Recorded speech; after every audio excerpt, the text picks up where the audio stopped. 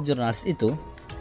Jurnalis merupakan sebuah proses kegiatan dalam mengolah, menulis, dan menyebarluaskan berita melalui media massa.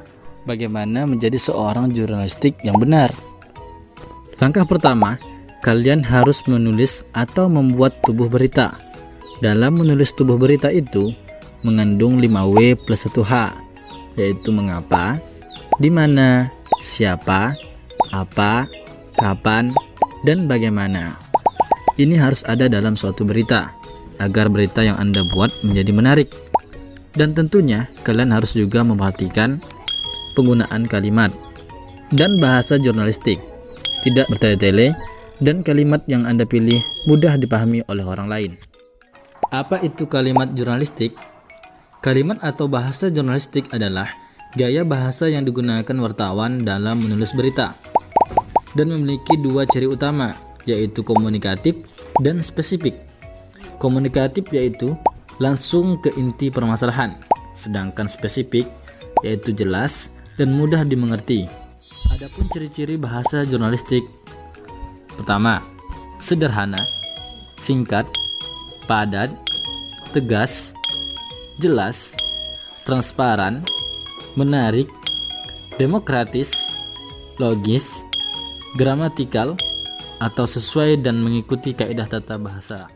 Selain itu, ada beberapa hal yang harus dihindari oleh sang jurnalistik dalam membuat atau menulis berita. Pertama, hindari kata tutur. Misalnya, percakapan yang digunakan sehari-hari secara informal. Kedua, hindari kata asing atau istilah asing yang jarang didengar. Tiga, tidak boleh memihak kepada sesiapapun, karena umumnya sang jurnalistik ini bersifat netral. Langkah kedua, kalian harus mengerti dan paham cara menyusun paragraf jurnalistik. Fungsinya agar memudahkan pemahaman jalan pikiran atau ide pokok penulis. Adapun karakteristik paragraf jurnalistik: 1. Memiliki satu ide pokok. Kedua, dibangun oleh sejumlah kalimat. Ketiga, memiliki informasi yang padat sesuai ide atau gagasan. Keempat, logis dan sistematis. Kemudian ada lagi yang namanya unsur paragraf. Pertama, transisi, yaitu peralihan dari paragraf yang satu ke paragraf berikutnya. Kedua, kalimat topik. Dalam bahasa jurnalistik disebut dengan kalimat utama. Ketiga, kalimat pengembang, yaitu kalimat penjabaran atau perluasan dari gagasan pokok dalam kalimat utama.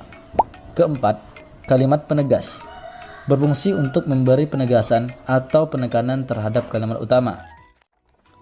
Nah, setelah unsur paragraf, ada juga yang namanya jenis paragraf, seperti paragraf reduktif atau umum ke khusus, paragraf induktif dari khusus ke umum, paragraf campuran, deduktif dan induktif yang telah digabungkan, paragraf perbandingan, paragraf pertanyaan, sebab akibat, paragraf contoh, paragraf perulangan, dan paragraf definisi.